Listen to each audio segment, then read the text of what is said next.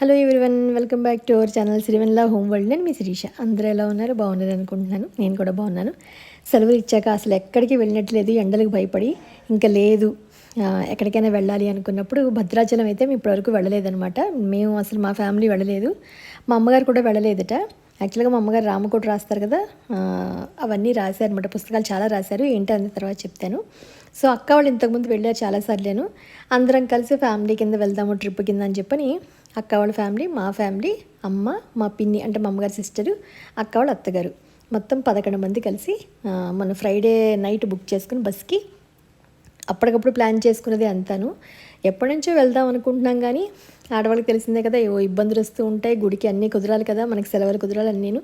ఇంకా schools start అయిపోతున్నాయి కదా, ఒక్క 2 రోజులు ఎక్కడికైనా వెళ్ళొద్దాము అని చెప్పని భద్రాచలం ఇప్పుడు వెళ్ళలేదు కదా, అమ్మ కూడా పుస్తకాలు సబ్మిట్ చేయాలి అంటే పుస్తకాలు భద్రాచలంలో ఇవ్వాలి అని చెప్పని అందరం అనుకుని ఇంకా బయలుదేరనమాట. రామయ్య తండ్రి నుంచి పిలుపు వచ్చింది, ఇన్నాళ్ళకి వెళ్తున్నామా భద్రాచలం, ఎప్పుడు ఏంటో గట్టిగా అనుకోలేదా ఏంటో మరి వెళ్ళలేదు అని చాలా ఉత్సాహంగా అనిపించింది అనమాట. అందరం కలిసి వెళ్తున్నాం కదా, ఏదో నలుగురికి మనం ఏదైనా చేసి తీసుకెళ్తే అదో తృప్తి అని చెప్పి చిన్నది గులాబ్ జామ్ ప్యాకెట్ కనపడింది. గట్టిగా ఒక 15-16 వచ్చి ఉంటాయి. అందరికీ తలొకటి కింద అంతే టకటక ఇంకా ఉత్సాహం అనమాట. అందరం కలిసి వెళ్తే అదో సందడిగా ఉంటుంది.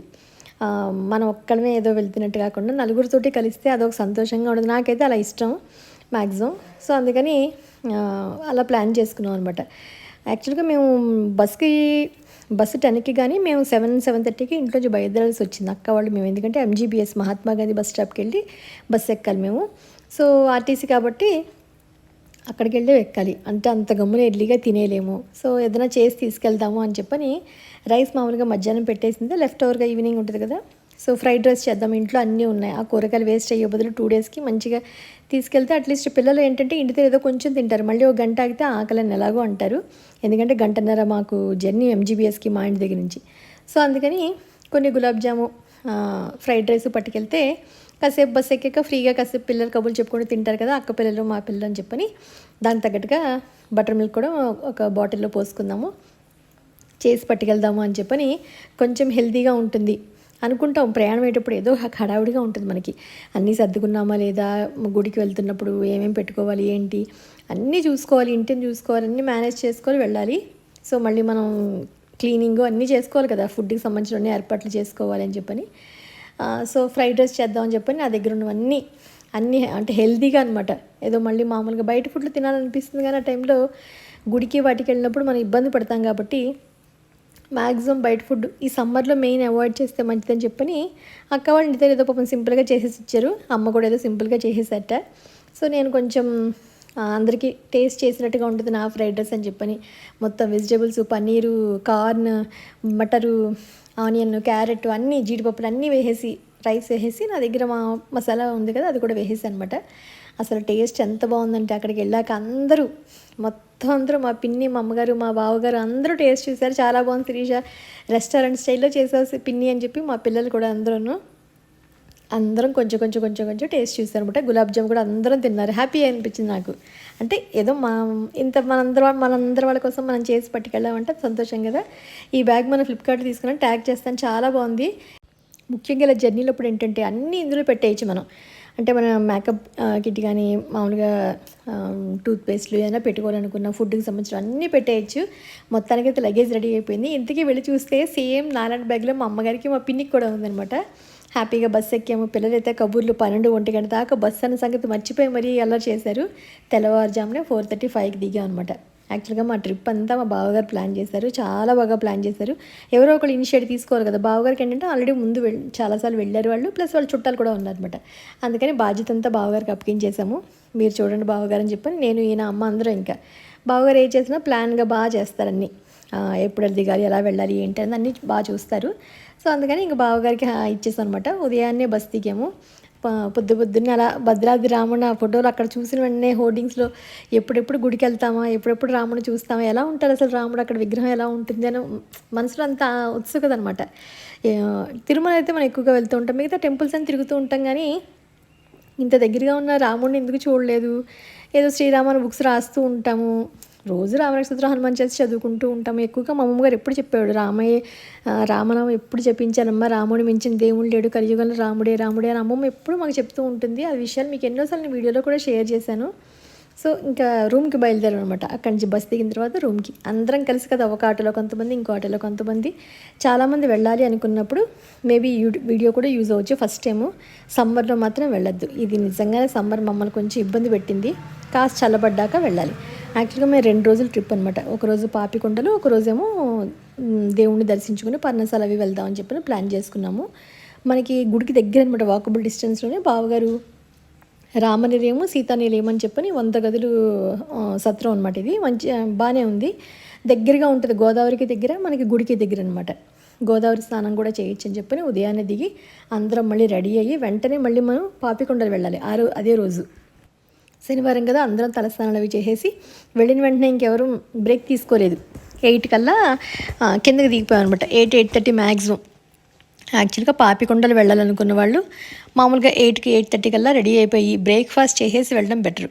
పాపికొండలు వెళ్ళినప్పుడు మనకి అక్కడ బోట్లో బ్రేక్ఫాస్ట్, లంచ్, స్నాక్స్ పెడతారు. కానీ బోట్లు బయలుదేరేసరికి 11:30 అవుతుంది. మనం అక్కడికి వెళ్ళేసరికి 11 అవుతుంది. అప్పుడు బ్రేక్ఫాస్ట్ పెడతారు. సో ఇక్కడి నుంచి వెళ్ళడం మనం మాడిపోతాం కాబట్టి బ్రేక్ఫాస్ట్ తినేసి ఇక్కడ వెళ్తే బెటరు. మా రూమ్లో ఎదురుగుండా ఇలా చిన్న చిన్న హోటల్స్లో ఉంటాయన్నమాట, చిన్న చిన్న బయట అలా. అక్కడ అందరం పాలు, టీలు, కాఫీలు ఎవరికి కావాలంటే అవి తాగి మంచిగా వేడిగా వడలు వేస్తుందనమాట. సరే ఆటోలో వెళ్ళటప్పుడు మనకు ఉంటాయి కదా అని చెప్పని పాపికొండలు వెళ్ళాలంటే, అదే లాంచ్ ఎక్కాలంటే మనం భద్రాచలం నుంచి 70 కిలోమీటర్లు, అంటే 2 గంటల ప్రయాణం. అదే రాజమండ్రి నుంచి కూడా కొంతమంది లాంచ్లో ప్రయాణం చేసి భద్రాచలం, పాపికొండలు వస్తూ ఉంటారు. మేము భద్రాచలం నుంచి వెళ్తున్నాం కాబట్టి భద్రాచలం నుంచి పాపికొండలు వెళ్ళడానికి మధ్యలో ఒక ప్లేస్కి వెళ్ళాలి కదా మేము. అక్కడ వరకు వెళ్ళడానికి, అంటే పల్లెటూళ్ళ పేర్లేవో ఉంటాయి కదా, అక్కడ వరకు వెళ్ళడానికి 2 గంటలు మనకి టైం పడుతుంది అనమాట. మన భద్రాచలం టెంపుల్ నుంచి పాపికొండలు వెళ్ళడానికి ఎక్కే లాంచ్ ఎక్కడ ఉంటుందో అక్కడ వరకు 2 గంటల ఆటోలో ప్రయాణం. సో అప్పుడే మనం సగం ఎండకి మాడిపోయినట్టు అయిపోతాము. ఎందుకంటే మధ్యలో అంతా గోదావరి అది చూసుకుంటూ, యాక్చువల్గా ఇది మా రూమ్ దగ్గర ఉన్న గోదావరి. మేము వెళ్ళి స్నానం చేద్దాం, ఇంకా ఆటో రాలేదనమాట ఎక్కించుకోవడానికి. అప్పటికే 8:30, 8:45 అయిపోతుంది. ఎందుకంటే 2 గంటలు చేశాక 11 కల్లా లాంచెస్ స్టార్ట్ అయిపోతాయి. అక్కడి నుంచి ఆ ఏరియా నుంచి పాపికొండలు వెళ్ళే లాంచ్లు 11 కల్లా స్టార్ట్ అయిపోతాయి. సో అందుకని మేము అందరూ రెడీ అయిపోయి ఎప్పుడెప్పుడు వస్తుందా ఆటో, ఎప్పుడెప్పుడు వస్తుందా అని చెప్పని ఇంకా ఆటో ఎక్కాము లేదో అందరికీ ఇంకా ఆకలి మొదలైపోయి 9:30, 10 కల్లాను. మామూలుగా మనకి యూజువల్లీ బ్రేక్ఫాస్ట్ టైం కదా, నేను వడలు వేడివేడికి ఎందుకో కట్టిద్దాం అనుకున్నాను. ఎందుకు అక్కడ ఉంటుంది కదా బ్రేక్ఫాస్ట్ అని అనుకున్నాం. కానీ సరే ఆకలి వేస్తే ఒక 2 నోట్లో వేసుకోవడానికి బాగుంటాయి కదా, వేడివేడికి వడలు బాగున్నాయని చెప్పని అందరికీ తలో 2 ప్యాక్ చేయించాము. ఆటో అయితే బయలుదేరింది.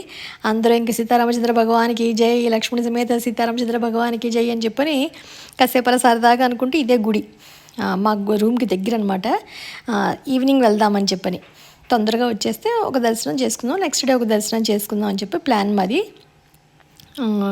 చూడగానే ఎప్పుడెప్పుడు వెళ్ళి చూడాలా అన్నట్టుగా అనిపించింది. ఫస్ట్ 2 గంటలు మంచిగా ప్రయాణం చేసి, పొద్దున కాబట్టి అంత ఎండగా లేదు. తర్వాత ఇంకా అక్కడికి వెళ్ళాక ఉంది ఎండ. నా సామిరంగా బాబు ఎందుకు ప్రయాణం చేసామా, ఇంత ఎండలో ఎందుకు వచ్చామా లాంచ్లోకి అని అనిపించింది మాకు. అదంతా ఒక డిఫరెంట్ ఎక్స్పీరియన్స్ అంతే. ఇంచుమించు మనం 11కి ఎక్కితే మళ్ళీ మనం 4:30, 5కి మళ్ళీ మనల్ని దింపుతారు అనమాట. మళ్ళీ మనకి ఎక్కడెక్కామో పడవ లాంచ్ ఎక్కడెక్కడో అక్కడ దింపుతారు. పెద్ద పెద్ద లాంచ్ అనమాట. మ్యాక్సిమం మనం ఎక్కువ టైం అంతా ఒక ½ అవర్ తప్ప మిగతా 4-5 గంటలు మనం లాంచ్ మీదే ఉంటాం, గోదావరి మీదే ఉంటాం మనం అంతాను. అసలు ఆ కొండల మధ్యన అవన్నీ అసలు డిఫరెంట్ ఎక్స్పీరియన్స్. నేను మీకు తప్పకుండా షేర్ చేస్తాను. అది ఎప్పుడైనా లైఫ్ టైంలో వెళ్ళాల్సింది అని అనిపించింది అనమాట.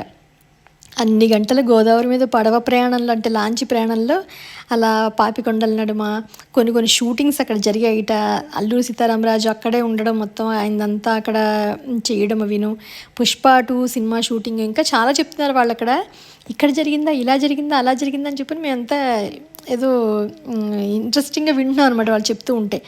సో అంత మంచి కాలక్షేపంగా అనిపించింది.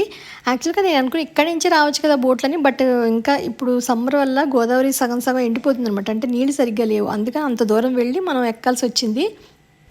అవేవో చాలా పల్లెటూర్లు, అంటే అసలు కరెంటు సదుపాయం కూడా లేని పల్లెటూర్లకు ఎక్కి మనం వెళ్తాం అనమాట. అక్కడ వాళ్ళ లైఫ్ స్టైల్ అవన్నీ చూస్తే ఇలా ఎలా ఉంటారు జనం, ఇంత సిటీలో ఇంత మనం ఉండి ఇంకా అక్కడ వాళ్ళు కరెంటు కూడా లేకుండా ఎలా ఉంటున్నారని చెప్పి అసలు ఎంత ఆశ్చర్యం వేసిందంటే మాకు.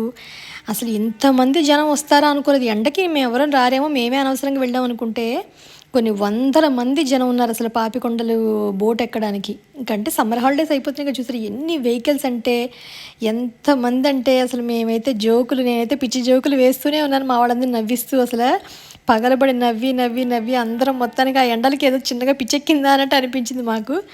ఫైనల్గా ఇది సింపుల్గా వ్లాగు. నెక్స్ట్ బోట్ ఎక్కిన తర్వాత ఎలా ఉంది సినిమా, ఏం చూసాము, ఏం చేసాము, దర్శనం అది ఎలా జరిగింది అన్నది తప్పకుండా మీ అందరికీ నేను షేర్ చేస్తాను.